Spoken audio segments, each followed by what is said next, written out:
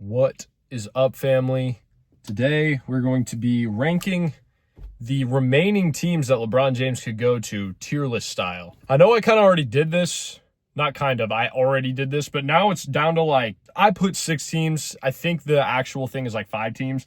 But I threw in the Nuggets as well just because I'll actually discuss more in-depth things. And also the tiers are a little bit different because I think that they come into specific categories. Because I don't think it's purely just a matter of fit or basketball talent. I think that there's also some other things at play regarding his decision. With that being said, we're going to start with the Nuggets. So the Nuggets I'm immediately just going to put in bad fit. And here's why. I included them just because back in 2023, he was like, oh yeah, this is the best team I've ever played against. And then there were rumors he said he always wanted to play with Jokic or any of these things. But here's why he's not a good fit. What they desperately need on that team is defense. And I was actually talking with a Nuggets fan about this. And he was like, oh yeah, there's a lot of defensive concerns with the Nuggets team. And I think LeBron will help with the defense. As the Lakers fan in the room, he was not a good defender last year. And he was good in the playoffs. He was passable on defense in the playoffs. But if you're a team with a good defense, I think he can fit into a good defensive scheme 100%. He's a smart defender, maybe the smartest basketball player ever,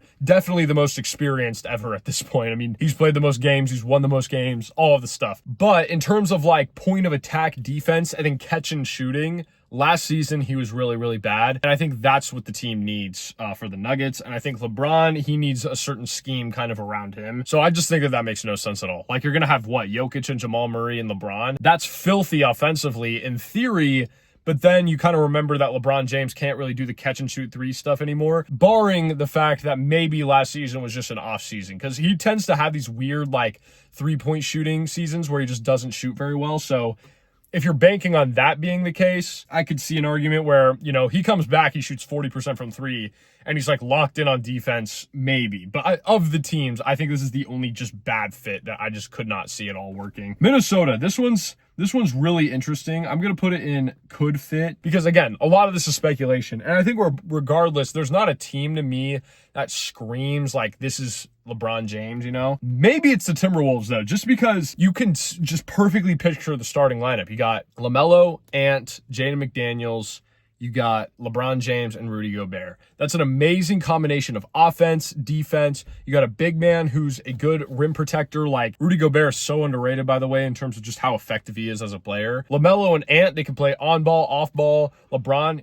he's shown off-ball ability last season. So he can kind of just participate how he wants to. He can do some of the secondary playmaking, or maybe he could be the first playmaker. Then you kind of just slide everybody back. I assume at that point, Ayo Dosunmu is coming off the bench. And now that roster makes a lot more sense. And you're suddenly looking at it and being yeah, this team could contend in the West. Whereas right now, I've seen so many people high on the Timberwolves, I don't understand it at all. They basically are the same team, just with a higher ceiling. And that may sound like they're better. I don't think they're necessarily better. I just think that if they're all playing at their peak, obviously LaMelo Ball is going to do more for you than Julius Randle. And what I was going to do for each of these is just flash the starting lineups. I forgot I was going to do that. It would be, LaMelo, Ant, Jaden McDaniels, LeBron, Rudy Gobert. You can see it. Every single one of those players has, their role exact like Jaden McDaniels, or point of attack defender. LeBron, secondary playmaker, going to run a lot in transition. LaMelo Ball, probably the primary playmaker, probably the primary point, or definitely the primary point guard. But you could have some interesting lineups out there. Last season, the Lakers, they had a lot of lineups where it was just LeBron and a bunch of role players out there, and he just made it work. And so I could see something like that too, where it's okay, not right now our bench might not seem great. But you throw LeBron out there, he's just gonna plug all the holes. That's why I've ultimately landed at could be a good fit. I'm probably the highest on this fit, maybe of all of them. Moving on to the Golden State Warriors, they are also in the could fit territory, in my opinion. Again, it's obviously AI, but this is probably what the starting lineup would be. Jimmy Butler as shooting guard at this stage of his career, that might be a little bit of a weird thing, but you could just slide Draymond off the bench, and then you could have the greatest basketball player of all time play, Brandon Pajensky. And yeah, this is an interesting fit as well. The only problem is the average age of this team is probably 48. You're just gonna get a bunch of injuries. You're gonna get, especially Porzingis alone is gonna carry the injury bug. And LeBron's just gonna be why am I playing with AD again? It's gonna be a little bit weird. But on the court, if they're all healthy, again, Draymond's defense, Draymond's passing ability along with LeBron, it's just going to be these hard screens set by Draymond, LeBron for Curry. You got Kristaps crashing the boards. You can run small ball with either Draymond or LeBron at your center. You got a lot of versatility there. They got some good depth. They're getting Yaxel Lendenborg, so he could just, be a very, very solid six-man. Or like they're pretty set. Maybe they make a trade, like they send out Jimmy Butler, they get some more depth or whatever. That one's interesting to me as well. I still like the Minnesota one a little bit better just because, again, of the injury stuff. But I think this team would, if everybody's healthy, the fit is there, and then they also have just a ton of talent, ton of stars. So yeah, that one would be interesting as well. Moving on, we get the Cleveland Cavaliers. Now, this is where I have the washed protection tier. Like, think about it like this. Chris Paul, right? Where did he technically retire? Well, it was technically the Raptors, right? But like not actually. He retired with the Clippers, right? And that was a super weird scenario. But if you saw his Clippers, like, photo, you'd be like, that's the most washed thing I've ever seen. Same with Celtics Shaq. However, here's the difference between Celtics Shaq and Chris Paul is that if you look up Shaq on the Celtics, you're getting the most washed image of all time. If you look up Chris Paul on the Clippers, you're going to have to hunt for that photo. And at that point, you're just a hater. But what you're going to actually see is Chris Paul in his prime.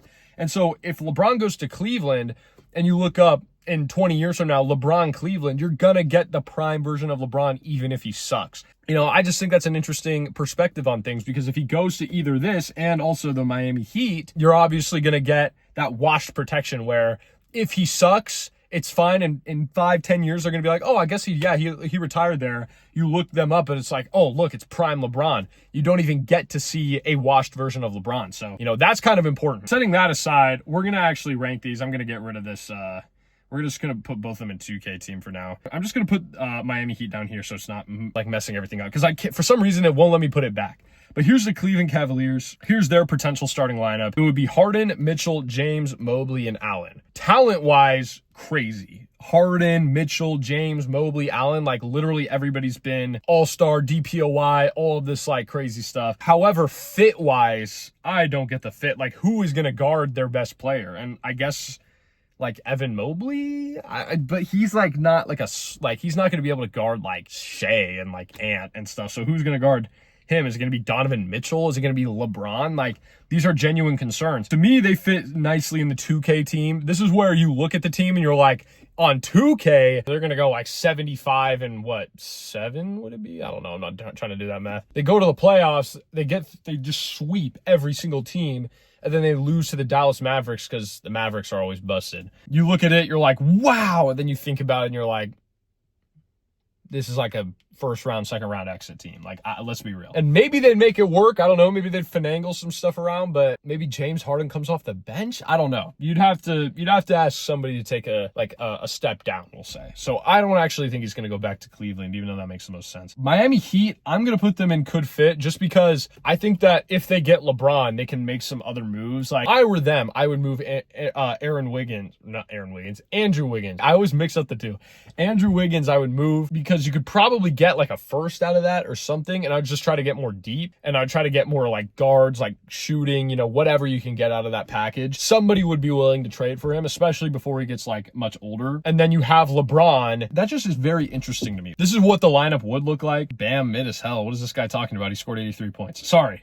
Let me not get distracted. He's kind of right, though. Like, Bam is going to be fine. I think he and Giannis are just going to be nasty on defense.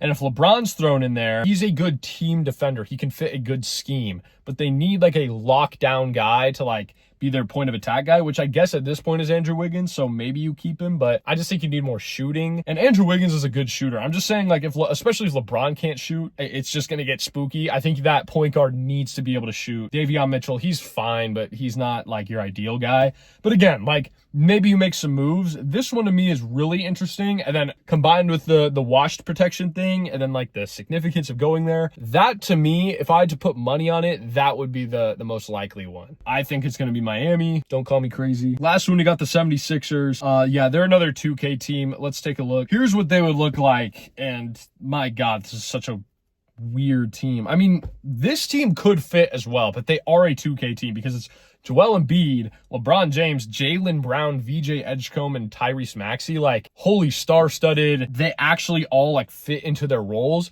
I'm just wondering who is going to be the first option, who's going to be the second option. I think you look at it and you're like, okay, VJ Edgecombe, he's going to have the ball the least amount out of all of these guys, obviously. And he's a great player, but just, like, look at everybody else. But then who are you asking to be the secondary guy? Is it Tyrese Maxey? I would argue Tyrese Maxey in this case should be the first option. Then who?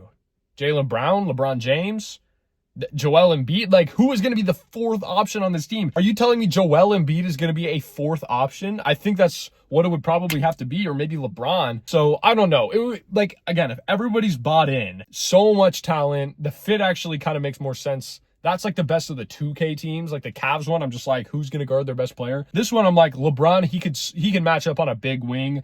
Edgecombe, Jaylen Brown, either of them can match up on like a quicker guard. Probably Edgecombe is the best equipped for that. So yeah, that team is actually interesting to me. You could argue that this team like straddles like the actual could fit in like 2K team. I don't know why 2K team is on the top. It doesn't mean that they're a better team. I'm just saying that that's just what they fit into. So I would, if I put it here, I would actually maybe have it above Miami, just because I think that's a cleaner fit than Miami, but it's also a 2K team. And like all the personnel things are going to be more of an issue than I think in Miami. So yeah, that's everything. Let me know what you guys think. If you made it this far in the video, comment or just misspell LeBron James in some way. I just want to see a bunch of comments that are like, Frog James or whatever you come up with. Let me know what else we should talk about. There's literally nothing happening, so I'm just manufacturing content out of thin air. But that's everything.